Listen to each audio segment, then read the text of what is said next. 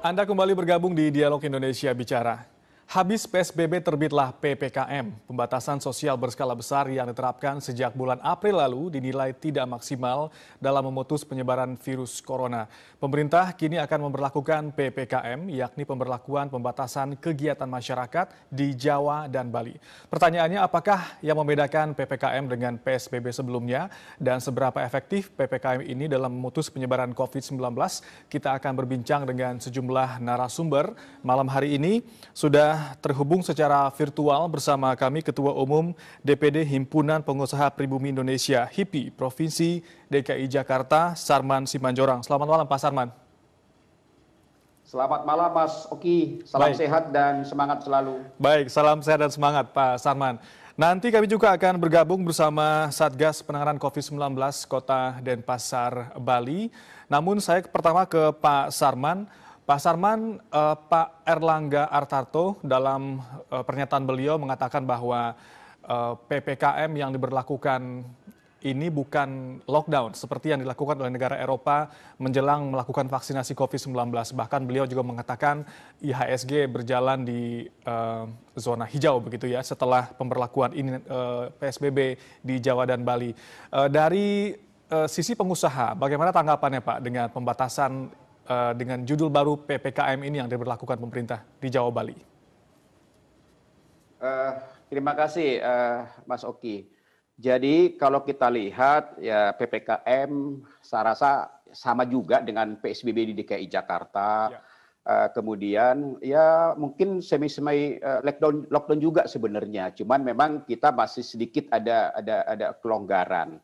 Nah, tentu memang pemberlakuan ini apalagi di Jawa dan Bali, tentu ini akan sangat mempengaruhi daripada pertumbuhan ekonomi secara nasional. Kenapa? Tentu dengan pemberlakuan ini akan mengurangi berbagai, pertama aktivitas perkantoran, di mana aktivitas perkantoran saat ini sudah diatur mulai tanggal 11 hanya sekitar 75% dari rumah. 25% itu baru dari kantor. Jadi artinya boleh dikatakan bahwa jumlah karyawan pekerja yang mempergunakan transportasi itu akan menurun. Kemudian juga termasuk misalnya para pedagang-pedagang makanan, konsumsi mereka itu juga akan turun. Itu pertama. Yang kedua, tentu dari sisi perdagangan yang namanya pusat perbelanjaan, hotel, restoran, itu sudah dibatasi sampai jam 7 malam. Padahal kita tahu jam 7 malam itu puncaknya masyarakat biasanya berkunjung, makan malam, dan segala macam. Nah, kemudian bidang jasa, dengan adanya pembatasan ini, tentu pariwisata juga akan menurun. Nah, turunan pariwisata ini banyak. Hotel juga, restoran juga, kafe juga, UKM juga. Di dalamnya juga termasuk penyediaan, katakanlah, food and beverage ini akan sangat terganggu. Belum lagi adalah transportasi, terutama UKM. Nah, UKM imbasnya ini sangat luar biasa. Apalagi kalau kita tahu perjalanan kita, misalnya Pantura aja kita tahu saat ini sudah ribuan, mungkin ratusan ribu UKM yang akan tumbang, yang sudah tumbang. Nah, apalagi dengan pemberlakuan ini. Jadi artinya bahwa memang secara kita pelaku usaha secara psikologis pasti terganggu, pasti galau, pasti khawatir gitu. Tapi memang kami menyadari ini sesuatu keputusan yang teramat sulit yang akan diambil oleh pemerintah. Karena bagaimanapun berdampak terhadap kesehatan, keselamatan masyarakat dan juga berdampak kepada ekonomi kita. Baik. Namun demikian pemerintah harus memilih mana yang paling utama, yaitu kesehatan keselamatan masyarakat. Itu pertama. Yang kedua nih Mas Oki adalah dengan adanya PPKM Jawa dan Bali ini, ya saya katakan tadi, ini akan mempengaruhi terhadap pertumbuhan ekonomi nasional karena apa? Jumlah hampir 55% penduduk secara nasional ada itu di Pulau Jawa.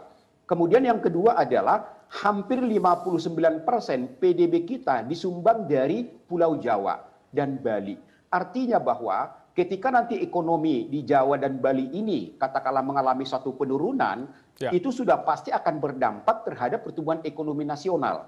Itu udah otomatis gitu loh. Apalagi dengan pembatasan sampai tanggal 25 Januari ini. Sudah dipastikan bahwa transaksi perdagangan akan menurun, kemudian juga perputaran uang juga akan menurun, berbagai sektor usaha juga akan menurun, dan itu akan sangat-sangat berpengaruh terhadap kontribusi pertumbuhan ekonomi secara nasional. Gitu Mas Oki.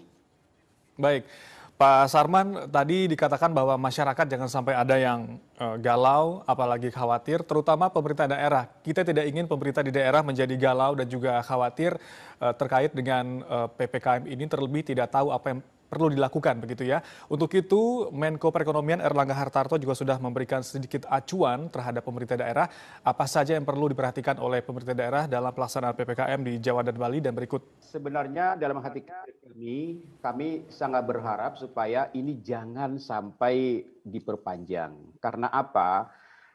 Hampir 10 bulan pengusaha apalagi kalau di Jabodetabek ya, di Jakarta itu sudah sangat-sangat tertekan Mas. Cash flow-nya sudah sangat-sangat terancam. Ya. Mampu bertahan saja ini sudah bersyukur sekali gitu. Jadi kami sendiri dari hati kecil mudah-mudahan bahwa dalam waktu 2 minggu ke depan ini seluruh elemen masyarakat, seluruh pengusaha, kita semuanya bersatu padu melaksanakan protokol kesehatan sehingga kita harapkan bahwa kurva penurunan daripada COVID ini boleh semakin turun sehingga dalam hal ini pemerintah tidak memperlakukan lagi kebijakan memperpanjang daripada PPKM ini. Nah tentu memang kalau sampai ini diperpanjang, tentu ini akan sangat-sangat mengganggu psikologis pengusaha. Di awal tahun ini tentu akan mengurangi rasa optimisme daripada pengusaha. Ya, bagaimana supaya ekonomi kita ini mulai bergairah. Karena apa?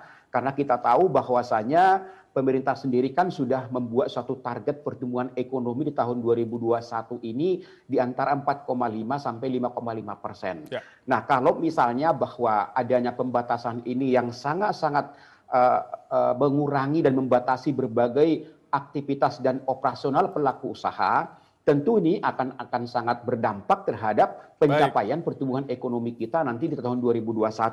Nah, apalagi misalnya sebentar lagi kita akan memasuki pengumuman daripada pertumbuhan ekonomi di kuartal 4. Pemerintah sudah membuat suatu perkiraan bahwa pertumbuhan ekonomi kita di kuartal 4 ini masih minus di angka 2,9. Tapi dengan adanya perpanjangan atau penyiapan PPKM ini kami sangat-sangat pesimis bahwa itu bisa saja nanti di atas 2,9 minus kita. Nah, ini memang sesuatu tantangan yang harus kita hadapi.